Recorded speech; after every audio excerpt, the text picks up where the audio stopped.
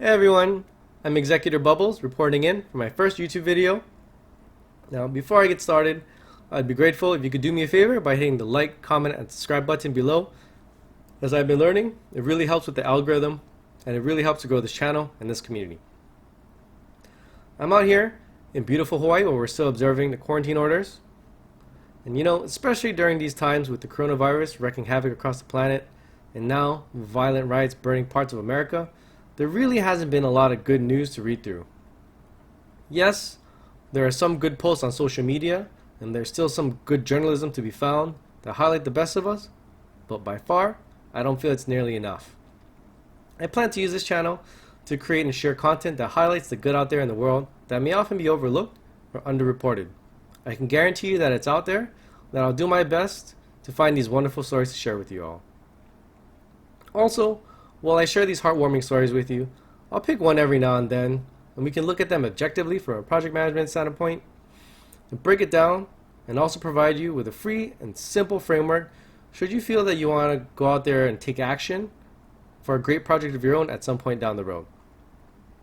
In this first video, I really wasn't planning on highlighting anything, and I was just really excited to get out here and record my first video and share with everybody.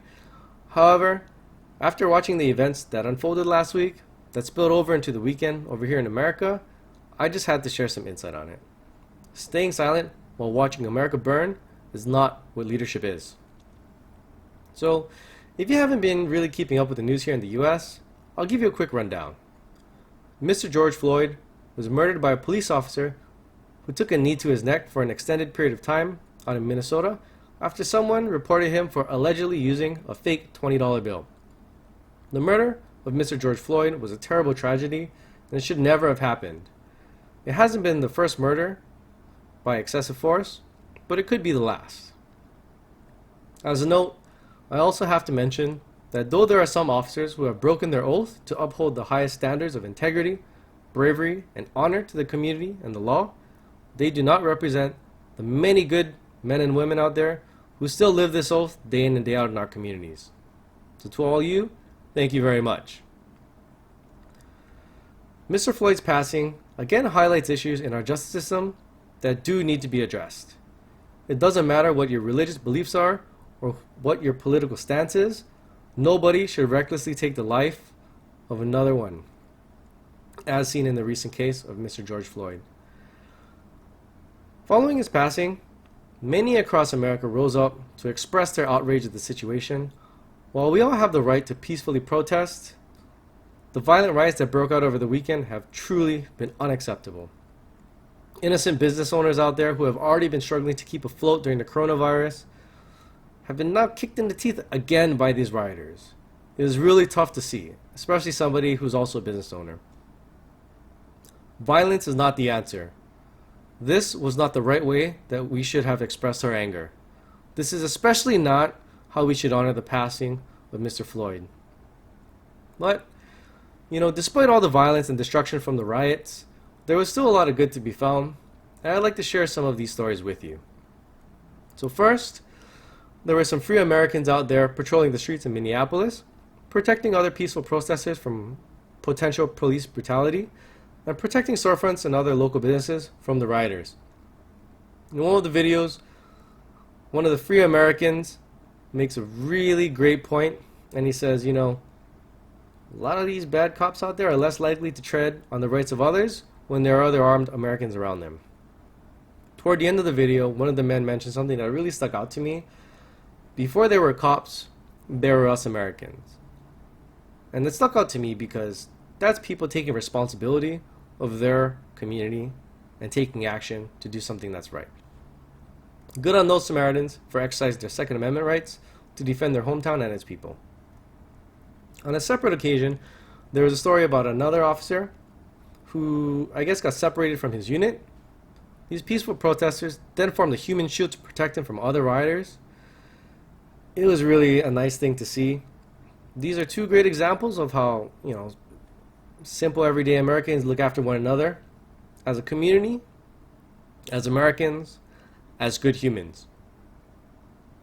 As the morning came following a long night of crazy rioters, There's a video that came out where many volunteers showed up in Minneapolis to clean up debris from damaged businesses.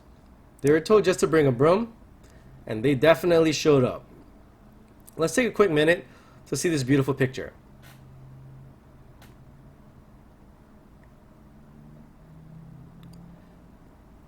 In all three instances, it was a wonderful sight to see the community coming together to take care of one another. This is human kindness, and the world desperately needs more of it. Now, before I say goodbye today, I want to end by sharing a post with a friend of mine who served as our 2016 JCI USA National President, Lawrence Bolton. He shared it in one of his SNS posts, and I felt it was authored beautifully, and let's take a minute to read through this. As I sit here on my patio listening to the birds chirp on a beautiful evening, I can't help but reflect on the events of the last several days. Yet, I still hang on to hope. I hang on to the hope that justice prevails and that bad people are held accountable for despicable actions. I hang on to the hope that people can actually put politics aside for the betterment of our country. I hang on to the hope that all elected leaders on both sides of the aisle will remember that their words matter. I hang on to the hope that all people, regardless of race, religion, national origin, sexual orientation, gender, etc., can be assured that they will be treated just as fairly as anyone else without feeling a sense of fear for simply being who they are. I hang on to the hope that the younger generation of Americans see the flaws and real challenges of today and make a commitment for a better future. I hang on to the hope that the older generation will make room for new and fresh ideas. I hang on to the hope that all who want to find a way to make an authentic impact can identify their path forward. I hang on to the hope that hashtags become more than a campaign and turn into action that improves the world. I hang on to the hope that I can be more mindful of the things I may say or do that unintentionally hurt others, and I hang on to the hope that we never give up on our dreams. To those reading this and hearing this today, I'm with you. Oh man. Whew, sorry. Yeah, it was a really touching quote, and I really wanted to share that with you all today. And wow, this video ended up being a bit longer than I intended. But if you're still here with me at the end of this video, thank you so much for sticking all the way to the end. You guys are real great. You guys are the real troopers. I'm still working on getting a good schedule together so that I can regularly put out this sort of content for you. And I hope that you all continue to tune in with me for some good, refreshing news. If you want to be notified when a new video comes out, please hit the notification bell down below. Also, if you have any stories or heartfelt projects that you want me to take a look at and share with everybody, please leave a link down in the comments below, or you can email me at stories@ebubbleshi.com. I'll have a link below so that you can send me the email.